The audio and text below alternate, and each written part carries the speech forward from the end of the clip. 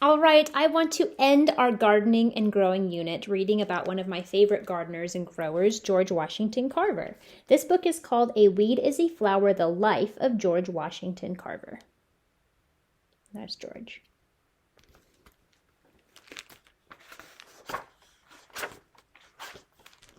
When George Washington Carver was born, he had many things against him.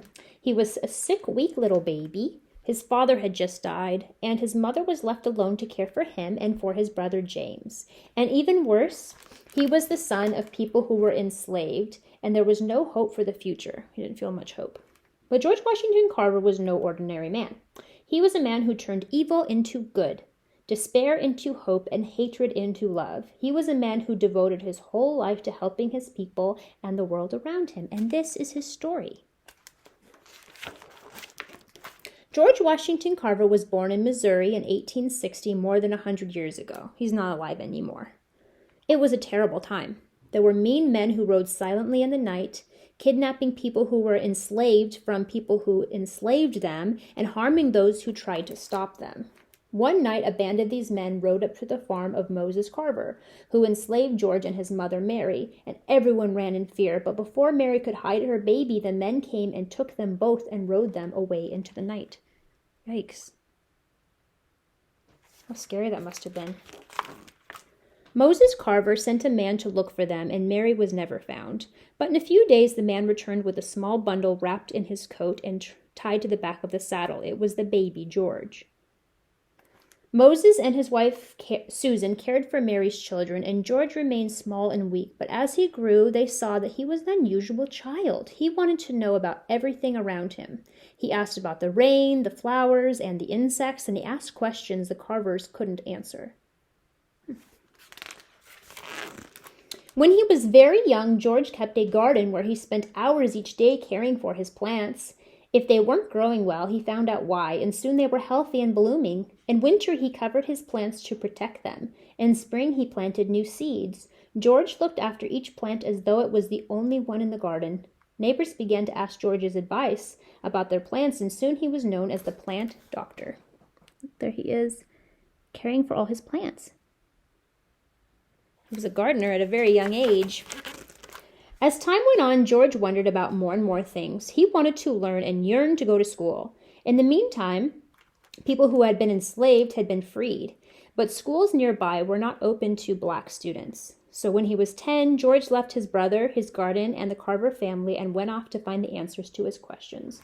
He was like, well, if I can't go to that school, which is not fair, I'm going to go find another way to learn. Wherever George Washington Carver found schools, he stayed. He worked for people to earn his keep, and he scrubbed floors, washed clothes, and baked bread. Whatever George did, he did it well. Even the smallest chore was important to him. Some people took George in as their son. First, he stayed with Mariah and Andy Watkins, who were like parents to him. Then he moved to Kansas and lived with Aunt Lucy and Uncle Seymour. They weren't his real aunt and uncle, but he called them aunt and uncle. They too loved this quiet boy who was so willing to help. There he is with a couple people that kind of became like mom and dad to him. George worked hard for many years, always trying to save enough money for college. Other boys who had parents to help them were able to enter college much sooner than George. So some kids had parents that had money, but George is like, well, I don't have that, but I'm going to figure out a way to do it. He was 30 before he saved enough money. Still, it was not that simple. Not all colleges would admit black students then, even if they had money to pay. That's not fair. George was not discouraged. He moved to Iowa and found a college which was glad to have a student that was black. At college, George continued to work. He opened a laundry where he washed his schoolmates' clothes, and he continued to learn. His teachers and friends soon realized that this earnest young man was bursting with talent. He played the piano, he sang beautifully, and he was an outstanding painter. In fact, for a time, he thought of becoming an artist. Wow, he has a lot of talents, doesn't he?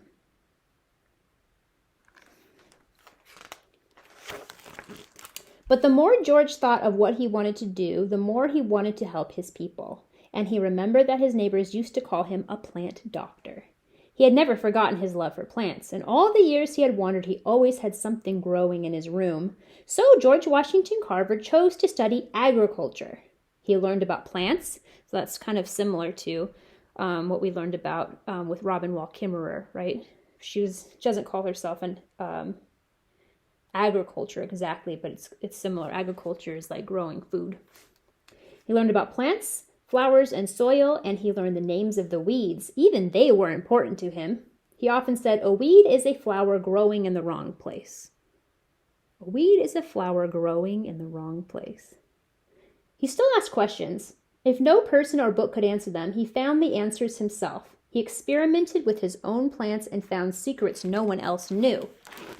When George finished college, he went to teach, and he was asked to go to Alabama, where a college for black students needed his talent. It was there at Tuskegee Institute that George Washington Carver made his life. In Alabama, Professor Carver taught his students and the poor black farmers who earned their livelihood from the soil, and he taught them how to make their crops grow better. So he helped people by teaching them how to grow food better.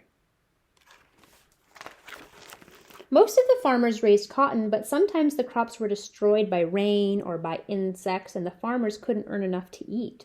So Professor Carver told them to plant other things as well, like sweet potatoes and peanuts. They were very good crops, and they were easy to grow.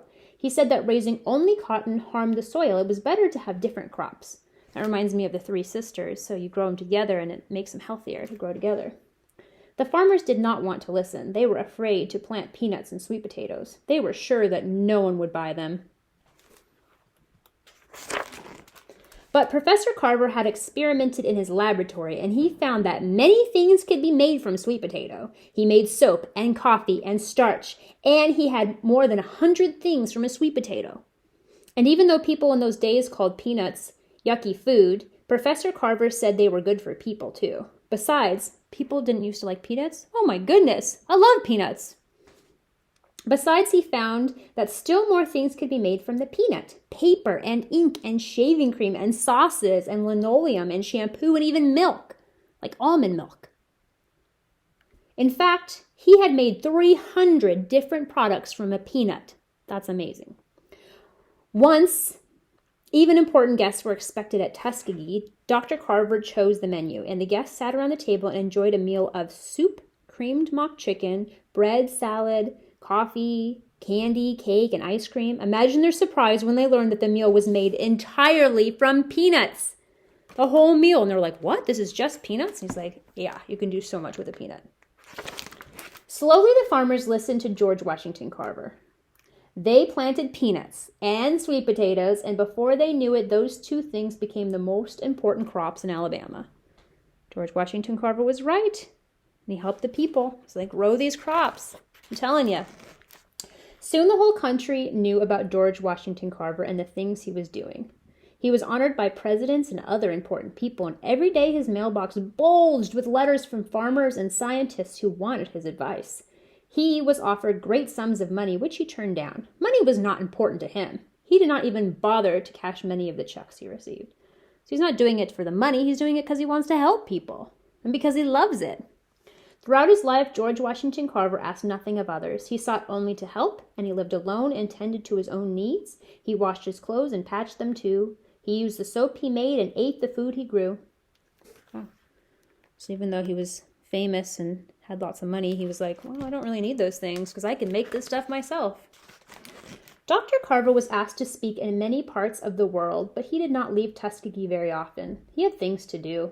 He continued to paint. He worked in his greenhouse and his laboratory, where he discovered many things. He discovered the dyes could be made from plants and colors from the Alabama clay. Even when he was over 80 and close to his death, Dr. Carver kept working night after night while the rest of the town lay asleep. A little light shone in his window. He's always thinking and working, coming up with ideas. The baby born with no hope for the future grew into one of the greatest scientists of the country. George Washington Carver, with his goodness and devotion, helped not only his own people, but all people of the world. There's some, it looks like little peanuts. There's looks like a peanut plant. All right, I hope you enjoyed, and I hope you appreciate George Washington Carver like I do.